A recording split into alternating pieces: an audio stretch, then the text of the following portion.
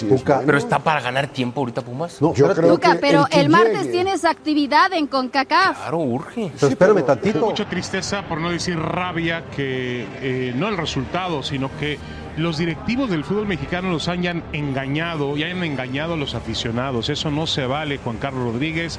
Eso no se ¿Estás vale. preguntando eso realmente? Me dijiste que iba a ser yo necia, que me estaba muriendo con unas chivas que ¿Te digo estaban que ibas a ser necia? totalmente No le dije que lo fuera, desarmadas. que lo iba a hacer. 90 minutos del deporte más hermoso del mundo. Tirititito, que pasa por encima del horizontal.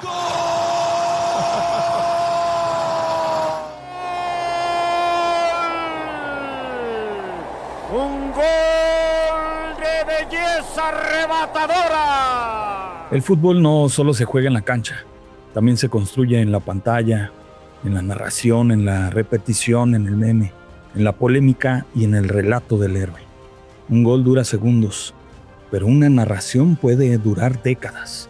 Hay jugadas que recordamos no solo por lo que pasó, sino por cómo nos las contaron. En el fútbol, los medios no solo transmiten, interpretan, exageran, emocionan, condenan y convierten jugadores en héroes o villanos. ¿Quién decide cómo recordamos un partido, a un jugador o a una selección?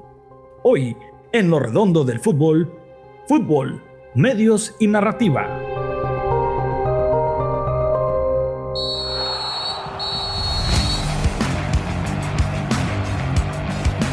El fútbol no solo se juega, se piensa, se vive y se cuenta. Analizamos el fútbol, Desde perspectivas poco exploradas. historias, Negocio identidad. y comunidad.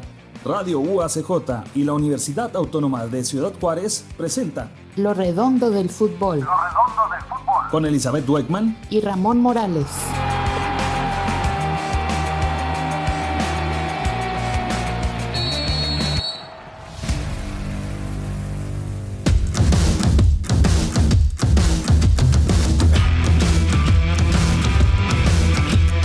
El fútbol moderno no puede entenderse sin los medios.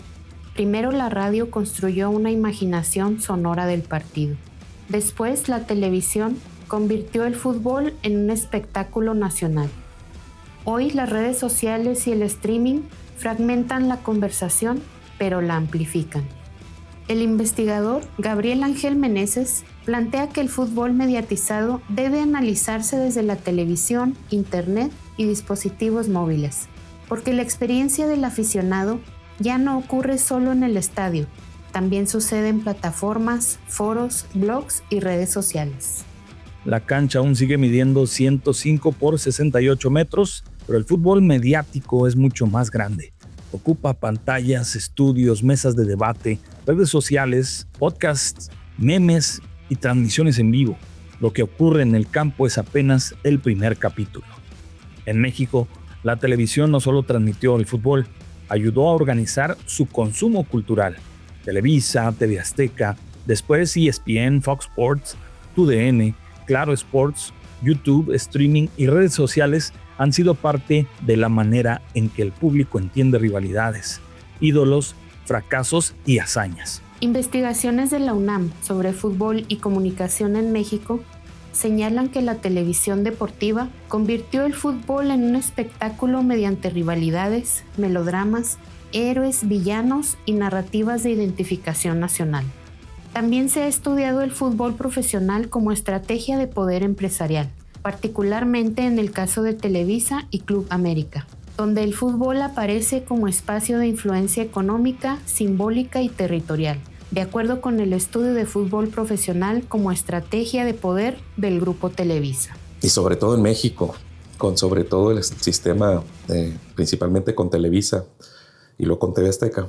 Hay quienes dicen que decantó la cuestión de las aficiones y del sentido del fútbol en México, lo que entendemos. De tal forma que, por ejemplo, todavía seguimos pensando que el fútbol fuerte, y bueno, hay cierto tipo de hechos, está en el centro del país. A partir de los equipos de, sobre todo las dimensiones metropolitanas, como en la cuestión de Guadalajara, Ciudad de México, Monterrey, bueno, de los estados Jalisco, Nuevo León, fue fue como conformando ahí un auge. Esta visión central llega a las fronteras y también incluso tiene una dimensión, pudiéramos decir que algo que generó una afición de fútbol, por ejemplo en Estados Unidos, en las fronteras, fue a raíz también de la propia misma televisión mexicana. Pero no solamente a través de la televisión, por supuesto, sino del elemento migratorio, de la influencia de mi gusto por el fútbol. Llego, vas, traes y vamos generando esa colación. Pero el papel de las televisoras es muy importante porque al final de cuentas también decanta decisiones a partir de las federaciones, en este caso la Federación Mexicana de Fútbol, y pues también la decisión de los dueños de los equipos. Y los dueños de los equipos también tienen injerencia, pues se dice, no puedo yo decirles, está aquí documentado. Bueno, cuando hay algunos que han aventado algunas documentaciones, en la decisión de quiénes van a ir a conformar una selección mexicana, quienes incluso ahora se habla de que quienes van a ir como árbitros al Mundial, y pues obviamente tiene que ver también con cuestiones de intereses y firmas de apoyo, ¿sí? Estaba apoyando de pronto Nike y pues de pronto hay alguien que está con Adidas y a lo mejor la Federación Mexicana de Fútbol junto con la FIFA están ponderando a Nike. Entonces como que pareciera que una decisión de cuestión de patrocinios, es decir, tú eres del color rojo, tú eres del color azul y ahorita los del color azul son los que están metiendo inversión, pues entonces pondera a los del color azul, más allá de calidades. Y las televisoras fueron artífices o han sido artífices en ello. Él es el doctor Luis Manuel Lara Rodríguez, investigador y catedrático de la Universidad Autónoma de Ciudad Juárez, experto en sociología, específicamente en el área de fútbol. En México, muchas personas no aprendieron el fútbol en una cancha, sino frente a una televisión. Aprendieron quién era el grande, quién era el villano, quién jugaba bonito, quién tenía garra, quién era favorito de los medios y quién era el enemigo deportivo de la semana. El deporte necesita protagonistas. Los medios los vuelven relato. El niño humilde que llega a Europa, el goleador que carga una nación, la figura que nunca se rinde, el portero que salva, el veterano que vuelve.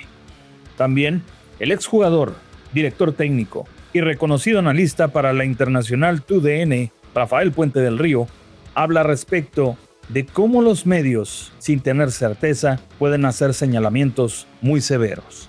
Pues mira, la verdad es que para mí es una responsabilidad mayúscula porque evidentemente las opiniones que se vierten a través de los medios de comunicación o de estas mesas de debate o de análisis, pues sí llegan a tener repercusión, ya sea en el sentir de la afición o muchas veces, lo cual yo no comparto evidentemente, hasta en las decisiones que puedan llegar a tomar algunos dirigentes, ¿no? ¿Por qué? Porque pues de las opiniones que se emiten empieza este discurso a permear un poco en el sentir, insisto, de la afición, y después esto puede, vía pues muchas veces redes sociales, puede calentar un poco el ambiente o hacerlo un poco más tóxico.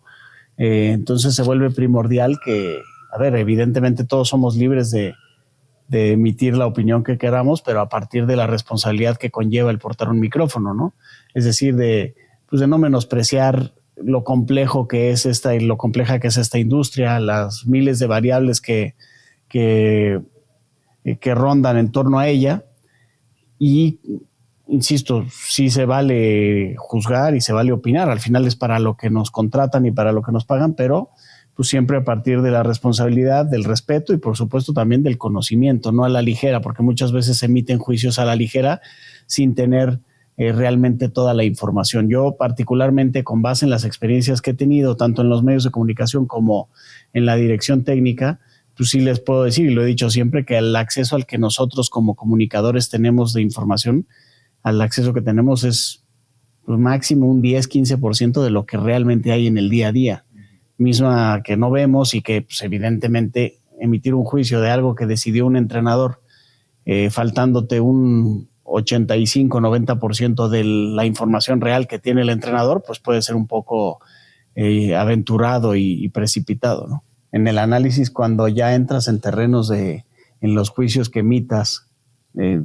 transgredas un poco lo que representa la opinión que estás virtiendo sobre un entrenador o sobre un jugador, ahí ya no creo que cuando te metes en temas personales, cuando, insisto, a partir del déficit de información emites juicios que pueden no tener un sustento válido porque no tienes el 100% de la información, ahí yo creo que hay que ser mesurados. Entiendo perfectamente el entretenimiento, entiendo perfectamente el encontrar un poco esta mezcla, pero sin, repito, jamás pasar pues, los límites, que al final son límites que nada más la capacidad de discernir entre lo que está bien y está mal te permite establecer hasta dónde sí te puedes meter y hasta dónde ya estás siendo irrespetuoso. A mí, por ejemplo, me pasa mucho que se suelen emitir juicios así con una facilidad tremenda de, no, ya si tiene dignidad que renuncie, ¿no? A un entrenador que no está saliéndole las cosas, pues creo que es un juicio muy estéril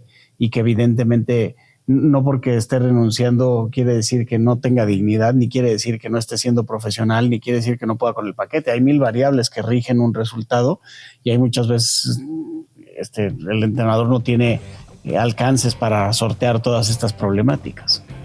Los estudios sobre héroes deportivos señalan que la narrativa mediática puede convertir a atletas en símbolos de identidad colectiva, especialmente cuando representan valores nacionales como esfuerzo, sacrificio, orgullo o redención. En México, figuras como Hugo Sánchez, Rafael Márquez, Cuauhtémoc Blanco, Javier Chicharito Hernández, Guillermo Ochoa o más recientemente Santiago Jiménez han sido contadas no solo como futbolistas, sino como relatos, éxito migrante, barrio, carácter, revancha, disciplina, exportación mexicana. El héroe futbolístico no se construye únicamente con goles, se construye con origen, con adversidad, con repetición mediática y con una promesa. Si él llegó, algo de nosotros también llegó. El mismo sistema que fabrica héroes también necesita villanos. El técnico que fracasa, el jugador indisciplinado, el árbitro señalado, el directivo culpable, el rival odiado. El periodismo deportivo ha sido criticado por privilegiar la polémica, la opinión rápida y el espectáculo por encima de la investigación profunda. En un artículo académico sobre periodismo deportivo y fútbol, Roberto Macías sostiene que el periodismo deportivo es una de las áreas de especialización periodística que menos ha evolucionado según la literatura académica. El fútbol mediático muchas veces no pregunta qué pasó, pregunta quién tuvo la culpa. La polémica simplifica, acelera y vende, pero también puede empobrecer la conversación. Bueno, evidentemente es algo que yo respeto, pero no comparto. Creo que la autenticidad es clave y pues creo que esta construcción de héroes o villanos, como tú le llamas, pues a mí me parece, jamás me veo ejerciéndola o intentándola porque atenta contra la autenticidad que procuro me distinga. Pero creo que es muy fácil, pues es simplemente explorar hacia dónde va a navegar o hacia dónde va a apuntar la marea o el viento y ir en dirección contraria, por más que tú pienses otra cosa. Eso es realmente algo que llama mucho la atención, porque lo digo con conocimiento de causa, porque lo he vivido en carne propia, que a lo mejor con el micrófono apagado tienes una plática del mismo tema que se toca con el micrófono prendido y sabes que X o Y personaje piensa o parecido a ti o igual que tu opinión, y sin embargo cuando se prende el micrófono va en dirección contraria para construir o crear una polémica, que yo siempre le considero una polémica estéril porque no tiene sustento, porque una polémica auténtica es que tú pienses A y yo piense B, y que después ante esta diversidad de opiniones cada quien exponga sus puntos de vista del por qué yo A y tú B, y ahí se genera un debate rico y un debate auténtico. Entonces pues, creo que es relativamente sencillo. Pues, creo que muchos han construido personajes, les han funcionado, eso es una realidad, y tristemente porque el auditorio lo consume, porque si ellos tienen a partir de esta construcción de personajes la capacidad de consolidarse en los medios y de convertirse en referentes, es porque la audiencia consume eso. Y entonces habría que ir a un siguiente paso, ¿no? A explorar el por qué la audiencia se siente más cómoda con ese tipo de contenido que con un contenido más profundo, más analítico, más auténtico. Hoy, el fútbol profesional ya no compite solo contra otros partidos, compite contra series, TikTok, videojuegos, podcasts, documentales y plataformas. Por eso el storytelling se volvió una estrategia de mercado. La investigación sobre storytelling deportivo muestra que las narrativas pueden convertir personas en aficionados, porque conectan información, emoción, personajes y conflicto. Un estudio sobre Drive to Survive explica cómo el relato serializado puede funcionar como una herramienta de conversión de fans, algo que también ha influido en cómo ligas y clubes piensan sus contenidos, como lo refiere el estudio La narración de historias como herramienta para captar fans de la docuserie de Netflix Drive to Survive. En la Liga MX, el negocio mediático también se está reconfigurando. Reportes recientes señalan discusiones sobre centralización de derechos, mercado binacional México-Estados Unidos y nuevas formas de monetizar audiencias rumbo al Mundial 2026. El fútbol ya no vende únicamente 90 minutos, vende acceso al vestuario, historias de origen, cámaras detrás del entrenamiento, series documentales, clips virales, camisetas, nostalgia y pertenencia. Las redes democratizaron la conversación. Hoy cualquier aficionado puede comentar, editar, reaccionar o viralizar, pero también intensificaron el juicio inmediato. Los estudios recientes sobre comunidades digitales de fans muestran que los eventos deportivos funcionan como catalizadores emocionales donde se mezclan competencia, nacionalismo y narrativas sobre atletas. Señala la investigación, análisis desde la perspectiva del desarrollo de la dinámica emocional de los aficionados. Como esta línea tan delgada entre la mezcla del análisis y el entretenimiento puede llevar a juicios al vapor a los directivos, la manifestación en redes sociales que puede acortar la vida de los proyectos deportivos, como este cúmulo de opiniones empuja también a los dirigentes actuales a realizar juicios ambiguos. No, sí tienen una alta injerencia, ya te decía. A partir de estas opiniones que se empiezan a vertir muchas veces de los medios, permean al sentir de la afición que se manifiesta en redes o que acompaña la manifestación de gente que porta un micrófono, tiene una pluma, y entonces eso vuelve el ambiente más tóxico. A ver, está clarísimo en el fútbol, cuando los resultados no llegan, pues la pieza más vulnerable siempre ha sido y será seguramente por mucho tiempo el entrenador, eso está clarísimo. Pero el que haya un entorno tan hostil, tan tóxico, que esté constantemente cuestionando el trabajo del entrenador, pues sí puede acortar un poco su longevidad en cuanto a la vida que pueda tener al frente de un proyecto, porque pues esto permea muchas veces en quienes toman la decisión. La afición está en contra, al final el aficionado es un cliente del equipo, y si este está inconforme, pues de alguna forma hay que buscar saciar un poco su inquietud y su inconformidad, y ahí pues se suele cortar el hilo por lo más delgado. Entonces sí creo que hoy en día, si de por sí es una profesión extremadamente compleja, esta complejidad ha crecido con lo vulnerable que se vuelve a partir de los cuestionamientos que se vierten en redes sociales, ¿no? Antes, el jugador era evaluado por la prensa del día siguiente.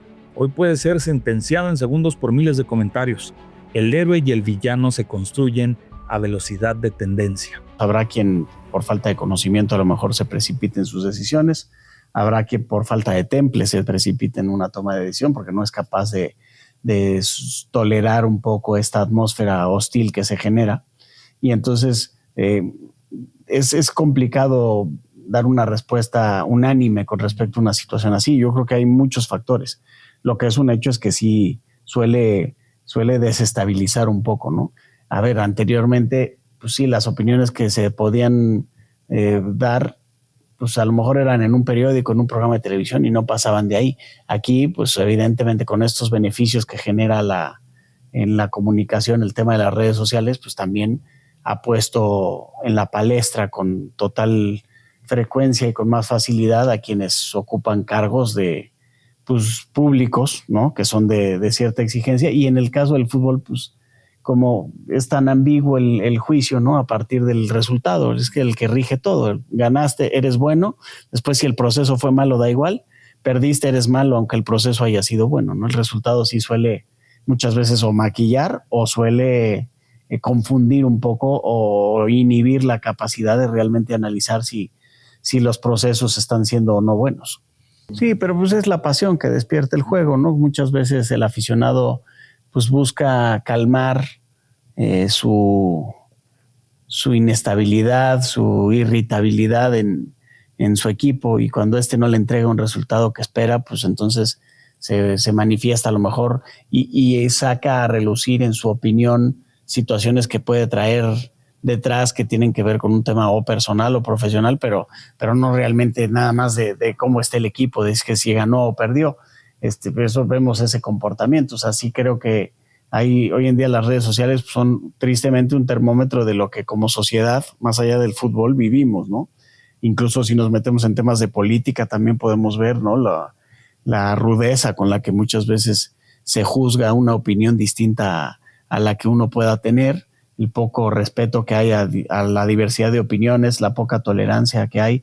O sea, creo que hoy vivimos claramente lo podemos apreciar, en una sociedad poco tolerante, extremadamente irritable, muy violenta, y pues no, el fútbol con tanta pasión de por medio, pues no es la excepción, ¿no? Por ejemplo, el testimonio de un aficionado mexicano.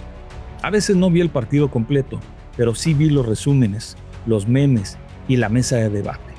Terminas opinando por lo que se dijo después y no necesariamente con lo que ocurrió en el partido. El fútbol es un juego, pero también es un relato. Un partido puede terminar en la cancha, pero su historia apenas empieza. En la crónica, en el análisis, en el video viral, en el debate, en el meme, en la memoria. Por eso hablar de medios y fútbol es hablar de poder. Poder para nombrar héroes, inventar villanos, instalar rivalidades, vender emociones y decidir qué merece ser recordado. La pregunta final no es solo quién ganó. La pregunta es quién nos contó la historia.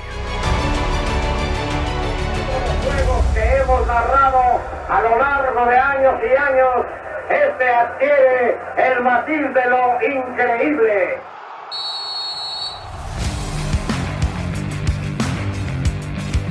Esto fue el silbatazo final. Pero el fútbol da revanchas y vamos a regresar. No te pierdas el próximo capítulo de Lo Redondo del Fútbol, un espacio para entender el juego más allá de la cancha. Una producción de la Dirección General de Comunicación Universitaria de la Universidad Autónoma de Ciudad Juárez, a través de Radio UACJ. Con Elizabeth Dweckman y Ramón Morales. Grabación, Gilberto Valtierra. Realización y diseño sonoro, Ramón Morales. Por el centro de la cancha, abre por el sector de la derecha, hacia el centro.